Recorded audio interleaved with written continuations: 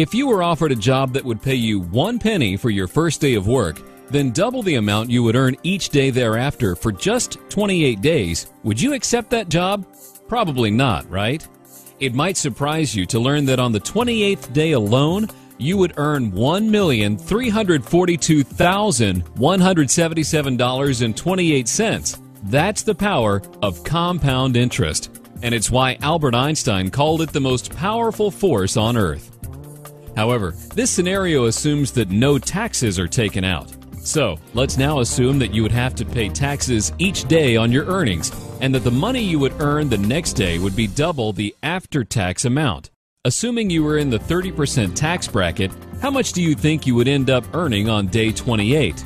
Would you believe that you would earn just $88.20 compared to $1,342,177 without having to pay taxes? That's the power of taxes. And if you haven't thoroughly factored them into your retirement plan, you need to. Many people mistakenly believe that they save taxes by contributing to IRAs or 401ks. This belief often originates from their CPA or tax preparer. The truth of the matter is that contributions to an IRA or 401k or many other qualified plans defer the taxes until a later date, but they don't eliminate the taxes and may not even reduce your overall taxes. It's like buying things with a credit card. Although you don't have to pay for the goods the day you purchase them, you will have to pay for them when the credit card bill comes in the mail. The same holds true with deferred taxes. Although you don't have to pay the taxes the year you make the contributions, you will definitely have to pay them when you take the distributions. Many advisors suggest that you maximize your contributions to qualified plans that defer your taxes. They assume that since you'll be making less money during your retirement, that you'll be in a lower tax bracket. But is that a reasonable assumption? Not according to David Walker, the prior Comptroller General of the United States. He says, "We are heading to a future where we will have to double federal taxes or cut federal spending by 50%.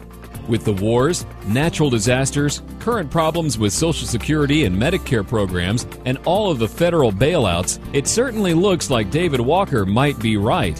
And if he is, it means that if you continue to contribute to qualified plans today, you may well be deferring a lower tax today in order to pay a higher tax later. Focusing on just reducing your current year's taxes is akin to being stuck in the desert and pouring the water in your canteen over your head to cool off. While it certainly might be refreshing at the moment, 3 days later when you're dehydrating, you'll regret that decision." When it comes to taxes, the tax rate or tax bracket is just one thing to take into account. For complete tax planning, you must also consider how the growth or interest on your savings will be taxed. For example, if you were a farmer that grew apple trees, what would you rather be taxed on? The seeds that you planted or each apple that you picked? You would obviously want to be taxed on the seeds because you only plant them once, but you harvest apples year after year after year. The same holds true with your retirement accounts.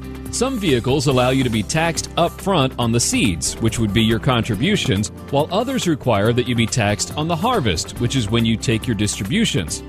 You want to position yourself to pay the least amount of taxes over your entire lifetime, not just for one particular year. That would be like coaching a football team with the goal to win one particular quarter instead of winning the overall game.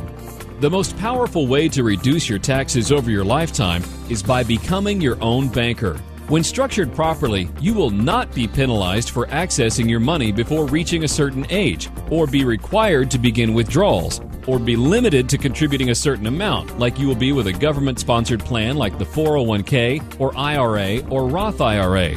And you will not have restrictions as to where you can put your money, like you will be with most qualified plans. And you will not be burdened with an unknown future tax liability like 401ks and IRAs. By becoming your own banker, you will soon be in a position to stop supporting the employees and shareholders of other banks and finance companies through all of the interest you're paying to them. Plus, you will be able to reduce the amount of taxes you must pay to the government and instead use that money to support you and your family. Becoming your own banker will prove to be one of the wisest decisions of your lifetime.